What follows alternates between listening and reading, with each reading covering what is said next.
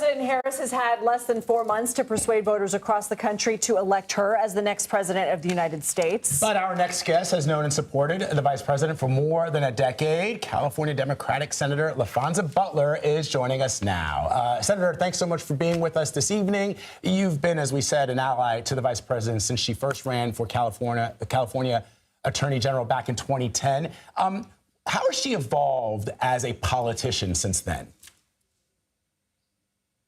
Thanks so much for having me. Look, I think the vice president has taken the time that she's had to make a very strong case to the American people about what kind of leader she's prepared to be on behalf of all of America. Whether you're talking about issues of the economy, speaking directly to voters and meeting them where they are. What California has prepared the vice president to be able to do, and I think the American people have seen this throughout this short period of campaigning, is building a coalition. California is more than just Los Angeles and the Golden Gate Bridge. It is 58 counties. It is rural and urban. It is everything in between. And in order to win statewide in a state like California, not just once, but 3 times, the vice president has had to put together the kinds of coalitions that are required in this election.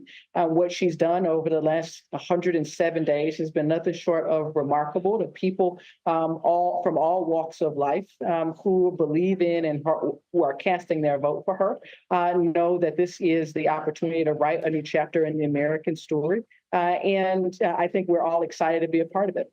How do you think, Senator, that the vice president, do you think she has successfully painted herself as a change agent in that she can successfully link herself to some of Joe Biden's accomplishments in office, but also she has routinely said her presidency will not resemble a Joe Biden presidency? We know that Trump has essentially been saying, if you were going to do it, why didn't you do it the last 3.5 years?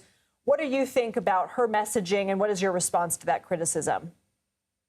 Yeah, I wonder if President Trump would ask Vice President Pence what policy he actually got passed. I think there was a young high schooler who taught us that civics lessons during the first debate. What I would say, and what the vice president has made very clear, is that she is not Joe Biden. And Donald Trump is not running against Joe Biden. He's running against Kamala Harris, a new generation of leadership in our party and in our country, who has a vision to move us beyond the politics of hate and division, and who is working to unite the people of this country to achieve the greatness that is ahead of us. And so, yes, I am satisfied that the vice president has communicated herself and articulated a vision that is about turning the page and writing the next chapter. And we'll know in a few hours if that was able to resonate with the American people. Senator, thanks for being with us. You formerly served as president of the Service Employees International Union, which represents about 2 million workers across the country. Do you believe she's done enough, the vice president, to win over those workers? Yeah, thanks so much for the question.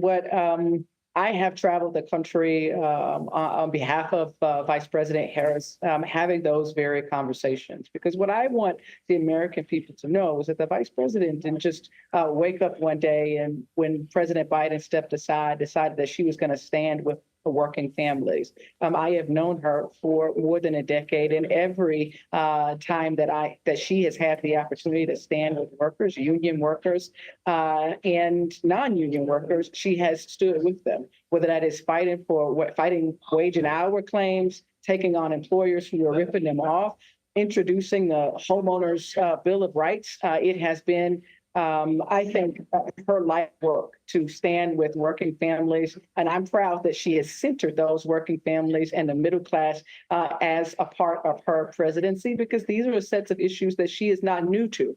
And I think that union workers all across the country are going to be going into that ballot booth tonight, and have been over the past few weeks of early vote, making their voice heard and standing with someone who doesn't say that they should be fired because they go on strike to exercise their rights to collectively bargain, who doesn't go on Twitter and talk about how their rights, as union workers in this country, how those rights just don't matter. And so I think that the vice president has made her point very clear, and I'm excited about unions like SEIU and others who's been working to help her get elected. California Senator Laphonza Butler in Washington, thank you for your time. Thank you.